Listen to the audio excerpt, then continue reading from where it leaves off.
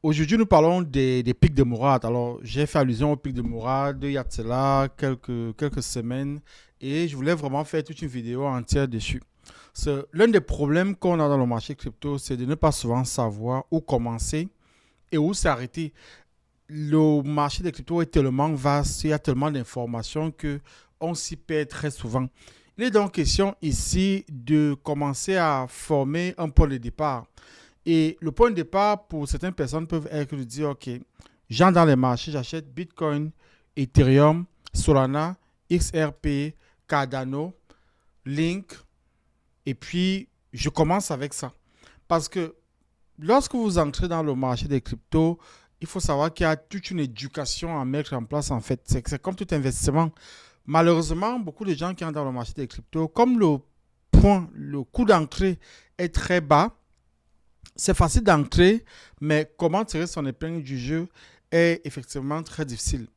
Alors, nous parlons aujourd'hui de Mourad qui a développé toute une philosophie en fait sur ce qu'on appelle les meme coins. Si vous me découvrez pour la première fois, mon nom est Richard, je suis le fondateur de Zoculi, une académie qui se concentre sur la formation, sur les technologies, la finance. En ce moment, notre objectif vraiment, c'est les crypto-actifs. Donc, la question qui se pose, en fait, c'est par où est-ce que je commence? Mourad nous donne un point de départ. C'est pour ça que nous en parlons aujourd'hui. Déjà, qui est Mourad? Mourad, en fait, c'est un jeune qui est allé étudier. Il est de l'Ouzbékistan, je pense, si je ne me trompe pas, qui est allé étudier en Chine autour des années 2011-2012. Donc là-bas, il a découvert effectivement le Bitcoin par le biais des amis. Et puis, à partir de 2013, il s'y est vraiment intéressé et a commencé à trader le Bitcoin, en fait, comme toutes les personnes qui sont entrées dans le Bitcoin à cette époque-là. Et puis, il a fait quand même beaucoup d'argent dans cet écosystème-là. En 2020, il avait lancé son entreprise d'investissement crypto qu'il a appelé Adaptive Finance. Et puis, en 2020, donc, avec l'arrivée de Covid, son entreprise a fait faillite, donc il a dû fermer. Et il est réapparu en fait dans les réseaux sociaux, notamment sur Twitter, en juin 2022 avec une philosophie, une théorie si vous voulez. Alors, il part du principe que en réalité, beaucoup de gens qui entrent dans la crypto en ce moment-là, 2022, à mon temps, ne faisaient pas d'argent. Pourquoi est-ce que les gens ne faisaient pas d'argent? Parce que la donne avait changé. Si on regarde le marché crypto, il fonctionne en cycle. Le premier cycle, on peut dire 2011-2014. Deuxième cycle, 2015-2017-2018. Troisième cycle, 2018-2021. Et donc, depuis 2022, nous sommes dans le quatrième cycle, en fait. Dans le premier cycle, donc de 2011 à 2014, c'était vraiment Bitcoin. C'est là où beaucoup de gens qui ont acheté le Bitcoin ont fait de l'argent. 2014-2018, c'est Bitcoin et les altcoins, notamment Ethereum, qui étaient arrivés en 2014. Donc, le gros des gens qui ont fait de l'argent dans la crypto l'ont fait entre 2014 et 2018, si tu veux, jusqu'en fin 2017. À partir de 2018, le marché est tombé, mais on a eu l'avènement d'un autre phénomène, ce qu'on appellera les Layer 1, donc les nouvelles blockchains qui venaient faire concurrence à Ethereum. On parle ici de Solana, Avalanche, FTM et tous les autres. Et là aussi, beaucoup de gens ont fait l'argent. Et c'est là où la plupart des théories, des fondamentaux sur les cryptos se sont forgés. Et c'est là où beaucoup de personnes en fait, sont entrées dans le marché des cryptos. À l'époque, c'était facile en fait de faire de l'argent dans les cryptos parce que la crypto arrivait avec une valuation moindre et puis grâce au développement communautaire, la valuation montait. C'est comme ça que Solana a commencé à moins de 0,5 cents, je pense. Hein. 0,5 cents, oui. Je pense 0,03 $. Cardano, pareil. Avalanche, pareil. Donc l'idée, en fait, c'était que tu mets un peu d'argent, tu reviens 3 ou 4 mois après, tu trouves ton argent multiplié par 4 ou par 5. Ce que cela crée, en fait, c'est une relation avec ce projet-là. C'est pour ça que vous aurez des armées. Vous avez l'armée de Link, vous avez l'armée de XRP, vous avez eu le Shiba Army, vous avez l'armée du Dogecoin. Donc, plusieurs projets qui ont rendu des gens pauvres riches ont créé des armées. Et c'est comme ça, en fait, qu'une crypto devient populaire et devient valable, si on peut le dire ainsi. Parce qu'en réalité, une crypto ne vaut rien, pour être honnête. Mais la valeur d'une crypto vient de ce que tu as une communauté qui s'est formée autour de ce projet-là, qui croit au projet et donc qui va pousser ce projet-là. Tous les projets qu'on a aujourd'hui, que ce soit Ethereum, même Bitcoin lui-même, Avalanche, Solana, les gens qui poussent ce projet-là, c'est les gens qui, dans les premières heures, ont fait de l'argent avec ces projets-là. Malheureusement, à partir de 2022, la donne va changer. On aura ce qu'on appelle les venture capitalistes, dans les VCs, qui, eux, mettent l'argent dans les projets avant que le projet ne se réalise. Du coup, lorsque le projet sort sur le marché, il sort avec une valuation très élevée, qui fait que le vendeur au détail, donc le pauvre, si on va le dire comme ça, ne peut pas faire de l'argent. Donc, ça, c'est le constat, en fait, que Mourad va faire pour ce qui est des raisons pour lesquelles il va développer sa théorie dont on va parler tout à l'heure. La deuxième chose qui se passe au cours des années 2021, 2022, 2023, c'est que nous avons des jeunes qui sont un peu en perte de repère. Alors, on a parlé des boomers qui, eux, ont investi sur le S&P 500, donc sur la bourse, dans les années 90, 2000, si tu veux. On a ce qu'on appelle les Gen X qui ont investi sur le Bitcoin dans les années 2010. Et puis, dans les années 2020, tu as les Gen Z qui sont un peu perdus en réalité.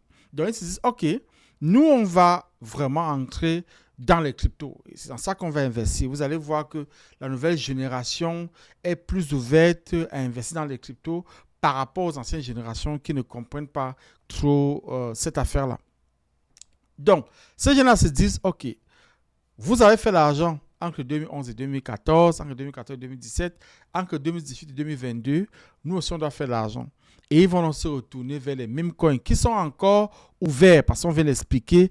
Les altcoins qui ont des fondamentaux sont bloqués en fait par les VCs. Ils ne sont plus populaires. Et Mourad, dans sa présentation qu'il a fait l'année dernière, expliquait qu'en fait, tous les tokens qui ont été listés sur Binance avec des projets, avec fondamentaux, n'ont fait que baisser en fait après que listés sur Binance. Ça veut dire que la valeur avait déjà été intégrée avant même que le projet ne lance. Donc, personne ne s'enrichit avec ces cryptos-là. Il faut chercher des alternatives. Et l'alternative donc qui reste aujourd'hui, c'est les meme coins. Maintenant, pour les meme coins aussi, ce qu'ils apportent déjà, c'est fun. Deux, il n'y a pas de blablabla derrière. Il te dit vraiment, non, on est ici pour le fun. Si tu veux intégrer le groupe, intègre le groupe en sachant que tu peux perdre ton argent demain. Donc, viens en sachant cela. Mais si on monte une communauté assez grande, tu ne pourras plus perdre ton argent du jour au lendemain. C'est ce qui est arrivé avec Doge, par exemple, ou avec Shiba, ou encore avec Pepe aujourd'hui, WIF, en fait. C'est dans cet élan-là qu'on a eu Pepe, qu'on a eu WIF, qu'on a eu Bonk, en réalité.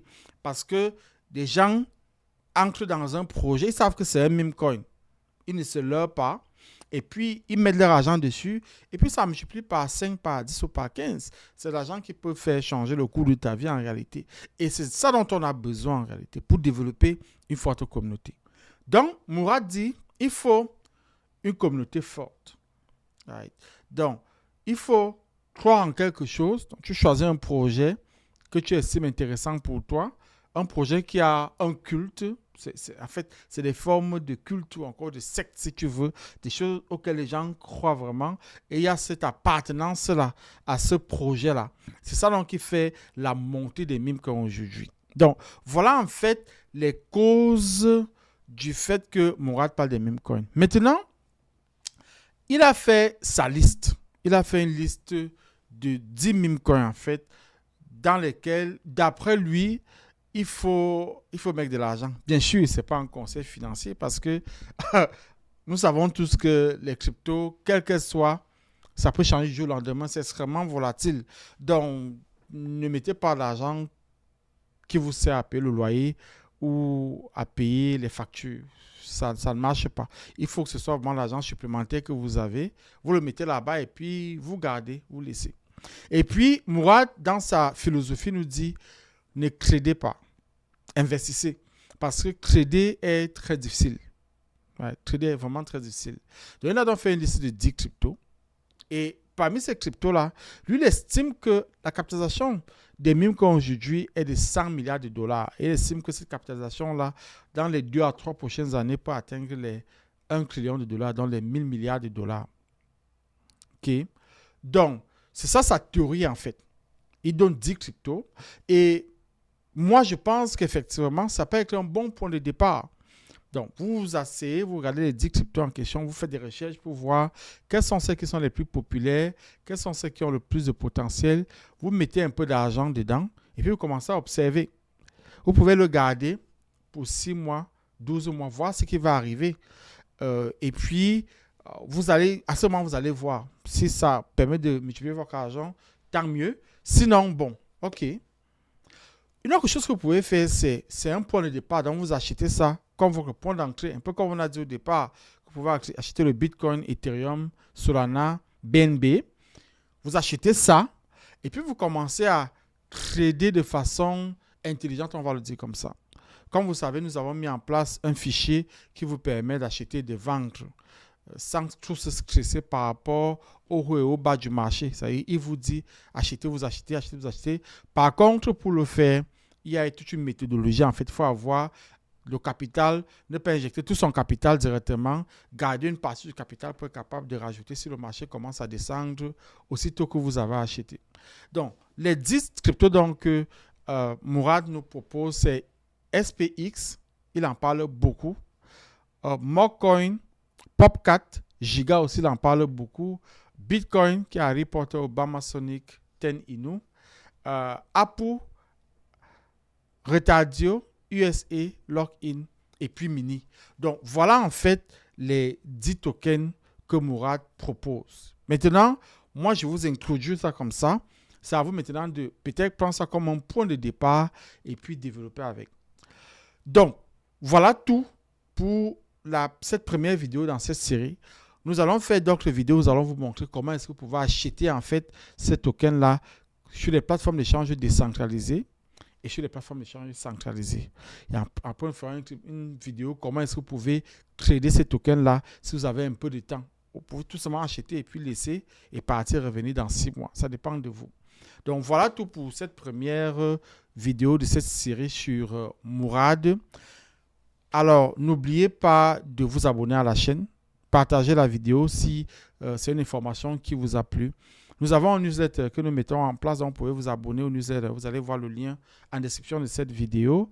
Et puis, nous avons notre formation sur les meme coins qui aura lieu dimanche le 16. Dimanche le 16 février, c'est de 15h à 19h heure de l'Est. Donc, inscrivez-vous. Dans cette formation, nous avons intégré des nouvelles techniques sur les meme coins par rapport à ce que nous avons commencé à faire. Et puis, nous ajoutons le fichier en fait d'achat et de vente dans cette formation-là maintenant. Donc, on met tout ça comme un combo et vous pouvez avoir accès à tout ça une fois que vous faites la formation. Donc, je vous dis à bientôt pour une prochaine vidéo.